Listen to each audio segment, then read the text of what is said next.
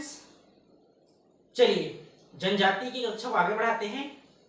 आज हम बात करेंगे जनजातियों में प्रचलित विवाह, युवा गृह एवं जनजातियों पर लिखित जो पुस्तकें हैं उसके बारे में बात करेंगे। आखिर कौन उसके लेखक हैं इसके बारे में भी हम अध्ययन करेंगे। ठीक है, तो टॉपिक क्या है? जनजातीय विवाह, उससे संबंधित पुस्तकें और युवा गृह। तो स्थानीय तौर पर देखेंगे विवाह तो मुख्य धारा में जुड़े हुए समाज में भी होता है और जनजातीय क्षेत्र में भी होता है, लेकिन हम पर्टिकुलर छत्तीसगढ़ की जनजातीय पढ़ रहे हैं तो उनमें प्रचलित जो विवाह है उसके बारे में हमको जानना है, जो हमारे एग्जाम के दृष्टिकोण से महत्वपूर्ण है और यहाँ से प्रीलिम्स और मेंस दोनों में प्रश्न पूछे जाते हैं। ठीक है, तो आइए बात करते हैं जनजातियों में प्रचलित विवाह के बारे में। सरगुजा संभाग से प्रारंभ करते हैं। पहला देखिए कोरकू जनजाति। कोरकू जनजाति जहां पाटो विवाह प्रचलित है और पाटो विवाह से आशा है पुनर्विवाह, एक बार से अधिक विवाह करना, यह आपका प्रचलित है कोरकू जनजाति में। दूसरा देखिए कोरवा जनजाति। तो कोरवा जनजाति में प्रचलित है ढोकू विवाह। क्या है ढोकू विवाह? तो यह एक तरह से हट विवाह है। किसे कहा जाता है हट विवाह? जब लड़की लड़के के घर जबरदस्ती चले जाती है और जो विवाह संपन्न होता है उसे हम हट विवाह के नाम से जानते हैं। पुनः सुनिए, कोई लड़की है और लड़के के घर जबरदस्ती चले जाती है और जिससे जो विवाह संपन्न होता है यही आपका ढोकू विवाह है, जो कोरवा जनजाति में प्रचलित है। अगला देखिए बलौदा बाजार का बिंजवाड़ जनजाति, जिस पर तीर विवाह प्रचलित है। तीर विवाह क्या है? मान लीजिए किसी लड़की की शादी नहीं हो पा रही है तो उस लड़की की विवाह एक बार तीर के साथ किया जाता है, यह वही तीर है धनुष। ठीक है, तो तीर विवाह किस पर प्रचलित है? तो बिंजवाड़ जनजाति में प्रचलित है। तो ये तो था तीन उस प्रमुख जनजाति के बारे में जो एग्जाम में पूछे जाते हैं। अगला देखिए सबसे महत्वपूर्ण गोंड जनजाति में प्रचलित विवाह के बारे में, और यही से प्रश्न पूछे जाते हैं। ठीक है, दूध लौटावा, ममेरे फुफेरे भाई बहन, इनके बीच जो विवाह संपन्न होता है इसे दूध लौटावा विवाह कहा जाता है। ठीक है, ममेरे फुफेरे भाई बहन। अगला है विनिमय या गुरावट विवाह। तो विनिमय या गुरावट विवाह क्या है? तो एक तरह से कहा जाए तो एक्सचेंज विवाह है। ठीक है, कोई भाई बहन है, दो जोड़ी भाई बहन है, ठीक है ना जी।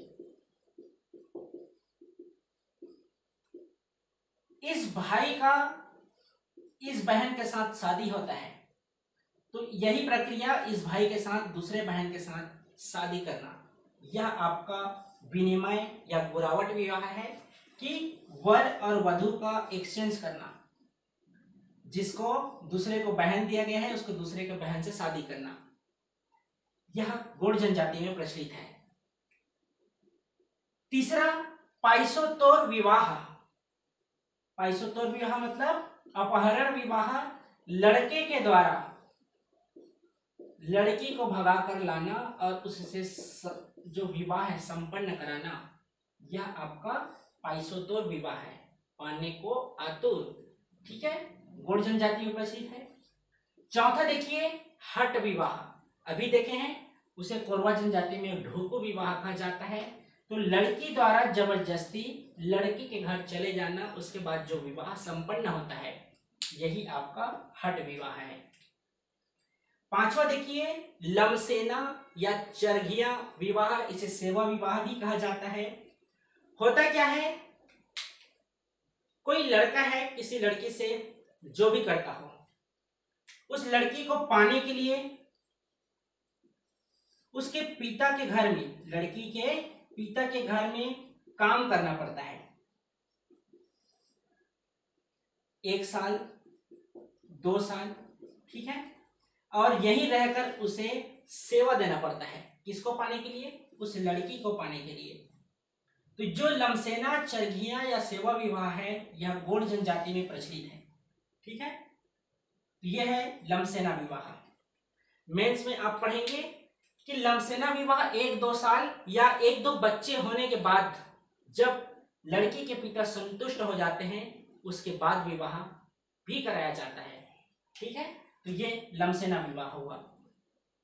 छठवां देखिए पठौनी विवाह। तो पठौनी विवाह में क्या है? लड़की बारात लेकर जाती है, लड़के घर शादी संपन्न होता है, ठीक है। यह पठौनी विवाह है।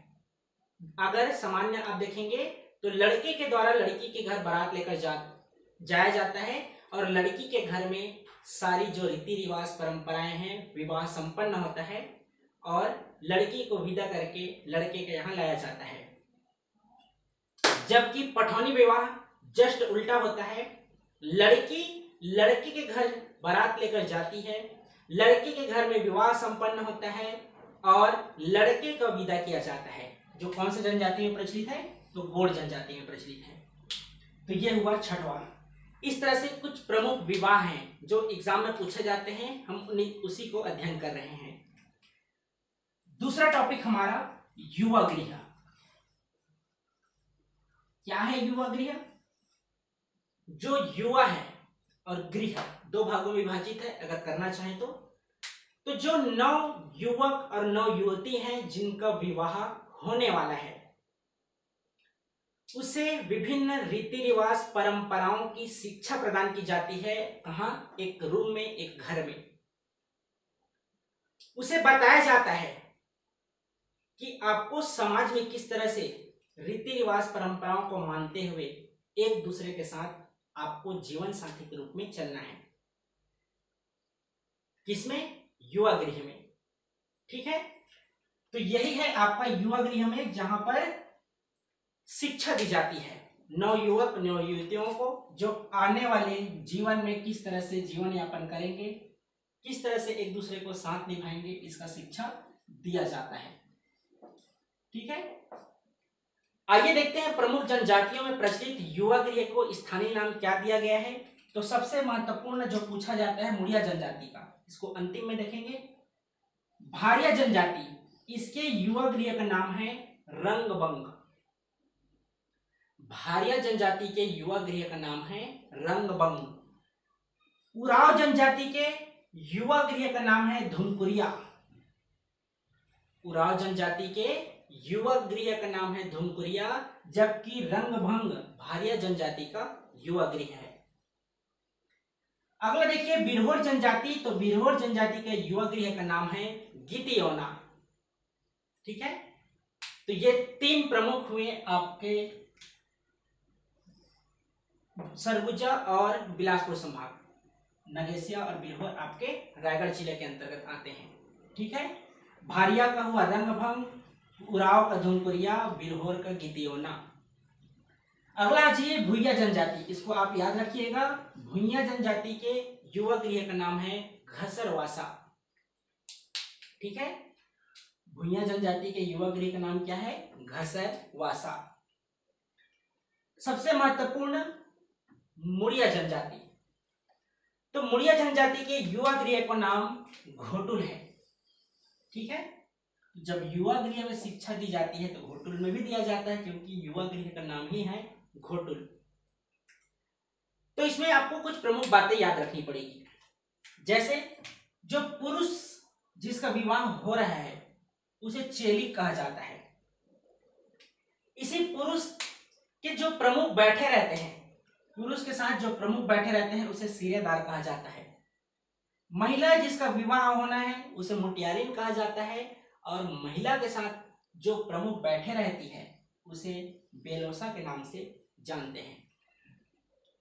अगला है बस्तर कोंडागांव क्षेत्र में स्थित परजा जनजाति और परिजा जनजाति के युवा गृह का नाम है धांगा बक्सर। तो यह हुआ जनजातियों में प्रचलित और युवा गृह के बारे में। अगला हमारा टॉपिक है पुस्तकें एवं लेखकें। पुस्तक एवं लेखक। जनजातियों पर कौन कौन से लेखक हैं जिन्होंने पुस्तक लिखा है उसके बारे में देखते हैं। ठीक है, तो कोरिया जनजाति के अंतर्गत स्थित भील जो जनजाति है, तो इस पर द भील नामक पुस्तक लिखा गया है पीवी नायक के द्वारा। पीवी नायक के द्वारा द भील नामक पुस्तक लिखा गया है। द बिरहोर नामक पुस्तक लिखा गया है एस.सी. राय के द्वारा। ठीक है, द बिरहोर नामक पुस्तक लिखा गया है एस.सी. राय के द्वारा। वहीं द कमार नामक पुस्तक लिखा गया है एस.सी. दुबे के द्वारा। श्यामाचरण दुबे के द्वारा द कमार लिखा गया है, जबकि एस.सी. राय के द्वारा द बिरहोर नामक पुस्तक लिखा गया है। अगला है अगरिया जनजाति। तो द अगरिया वेरियर एल्विन की रचना है।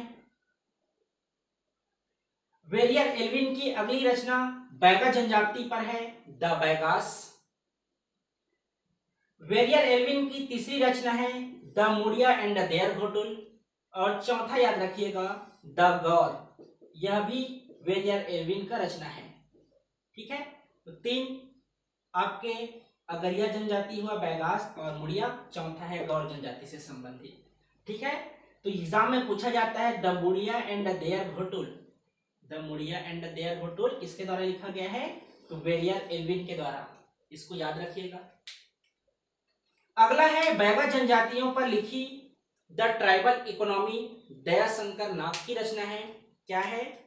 तो द ट्राइबल इकोनॉमी, ठीक है, दयाशंकर नाग द्वारा लिखित पुस्तक है। जबकि जॉर्ज ग्रियर्सन के द्वारा the Maria God's of Bastar यह पुस्तक लिखा गया है। तो पूछने का संभावना है जॉर्ज ग्रियर्सन वाला, तो इसको आप याद रखिएगा। The Maria God's of Bastar यह पुस्तक जॉर्ज ग्रियर्सन के द्वारा लिखा गया है। तो ये आपके प्रमुख पुस्तकें एवं लेखक के बारे में हुआ। ठीक है, तो हम जनजातियों के सामान्य परिचय लगभग पढ़ चुके हैं। ठीक है, कल से हम आगे बढ़ेंगे इसी में जनजाति टॉपिक में, और पंचायती राज में 1-2 दिन में नगरीय निकाय व्यवस्था भी प्रारंभ हो जाएगा। ठीक है, तो चलिए फिर मिलते हैं संविधान की कक्षा में। अभी के लिए धन्यवाद।